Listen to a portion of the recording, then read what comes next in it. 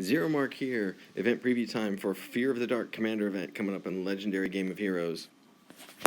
They haven't really made any changes to the Commander event, unfortunately, because I don't like the way that they've settled on. I really don't like the overkill and ultra kill mechanic as a gameplay mechanic. I really just dislike it, the way that it's used.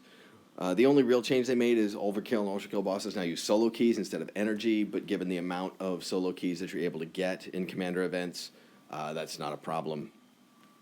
Not a big change. So it's the same. There's no boss skipping from the overkill. The overkill is just giving you extra rewards, which I think is kind of pointless. So you get to spend, again, hours and hours and hours over the next couple of days grinding through hugely weak bosses until you can get to the bosses that are maybe actually interesting. I haven't had the patience to grind through those bosses the past couple of Commander events. I'm guessing this one will be the same way. So I will probably mostly sit it out. But let's take a look at the event deck. They've been changing the event decks. Like last week, they added the Water Slayer Intensity deck. So they changed this one. It's very similar to last week's deck, but they made one important change. Last week, the support hero was just a heal. That's all it had.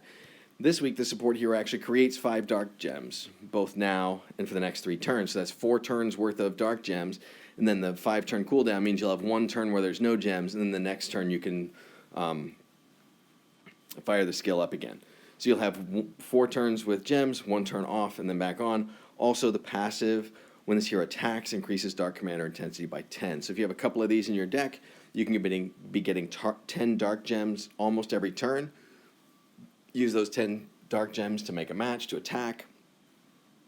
Increase Dark Commander intensity by 10 per support hero every time you attack.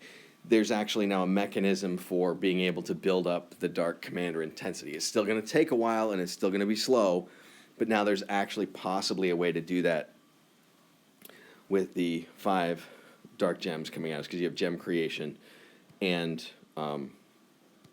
intensity buildup from this support card. So they changed the event card as well, just a little bit of a tweak of the main event card, because if you'll recall from last event, the main event card created 4 Power Gem 4s. This one creates 3 Power Gem 4s, but it also heals for 1,000% of hero recovery.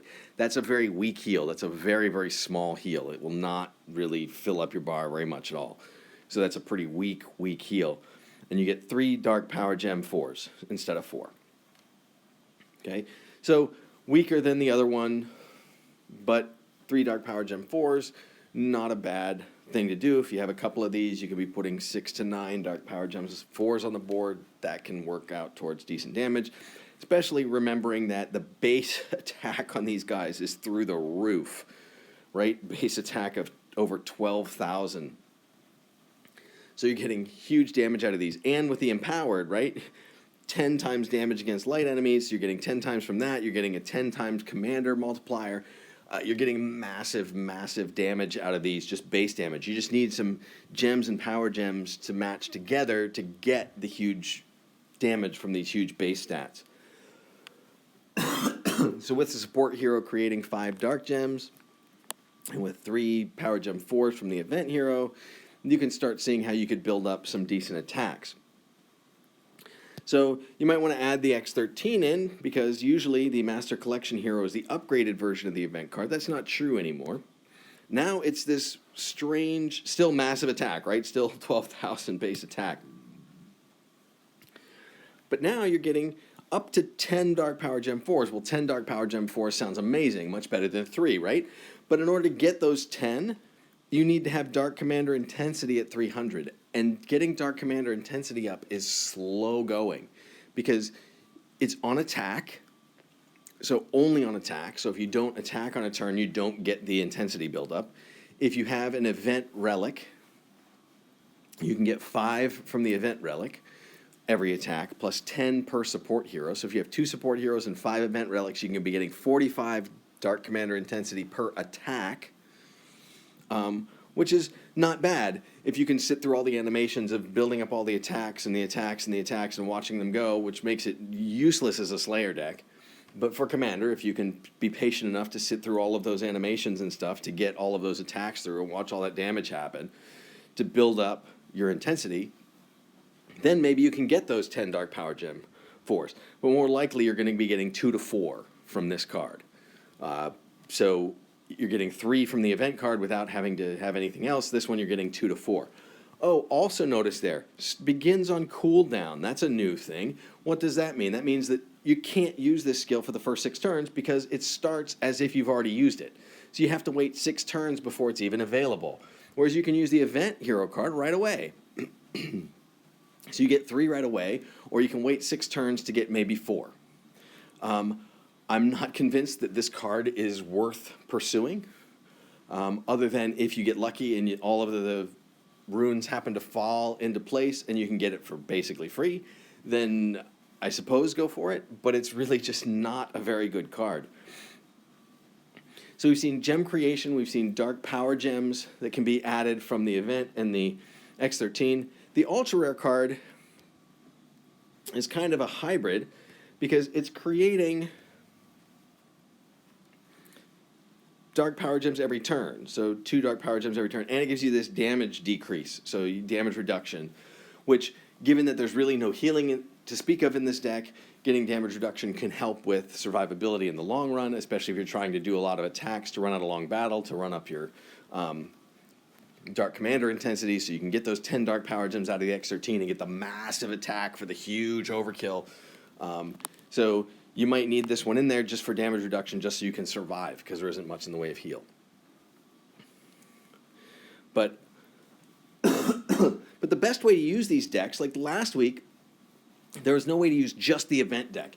And the same thing I think is true this week, that you're going to be better off going back into your collection and seeing if you have old, dark, corrupt heroes that have better battle skills. Or even other dark heroes from the past that have better battle skills, that you can then team up with the event cards from this event that get the huge multipliers to do big damage.